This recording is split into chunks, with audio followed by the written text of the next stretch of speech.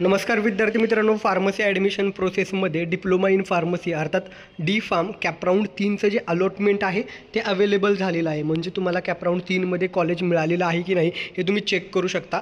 CET सेलच्या वेबसाईटवरती आल्यानंतर या ठिकाणी तुम्ही खाली बघू शकता, इथे एक पर्याय आहे तुम्हाला अलॉटमेंट प्रिंट. तर त्यामध्ये जाऊन तुम्ही कॅपराऊंड 3 या पर्यायावरती जर क्लिक कराल तर कॅपराऊंड 3 या पर्यायावरती क्लिक केल्यानंतर इथे तुमचा PHD25ने सुरू होणारा जो ॲप्लिकेशन ID आहे तो आणि तुमची डेट ऑफ बर्थ टाकायची आणि कंटिन्यू म्हणायचं आहे. या ठिकाणी तुम्हाला तुमचा या ठिकाणी कॉलेज अलॉट झालेलं आहे की नाही हे पाहता येईल. ठीक आहे.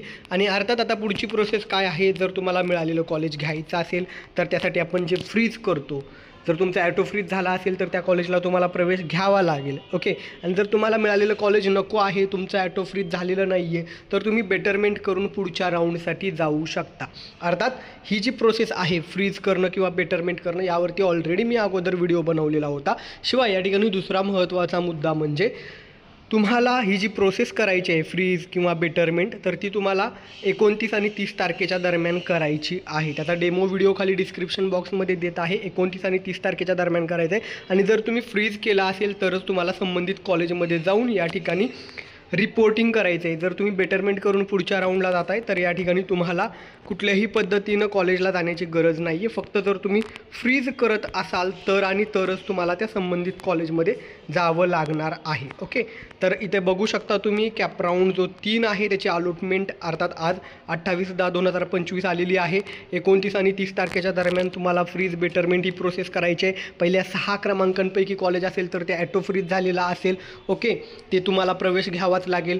7व्या किंवा इतर वरच्या क्रमांकाचं कॉलेज असेल 8, 9, 10 तर त्या ठिकाणी तुमचं ॲटो फ्रीज नाही, तुम्ही बेटरमेंट करून पुढच्या राऊंडला जाऊ शकता. आणि मिळालेलं कॉलेजला प्रवेश घ्यायचा असेल तर तुम्हाला फ्रीज करावं लागेल. ओके. बेटरमेंट करून तुम्ही पुढच्या राऊंडला गेला, कोणतंही कॉलेज मिळालं नाही तर अगोदरचं कॉलेज हातात राहील. मात्र जेव्हा एखादं नवीन कॉलेज तुम्हाला मिळेल त्यावेळेस अगोदरचं कॉलेज निघून जात आहे.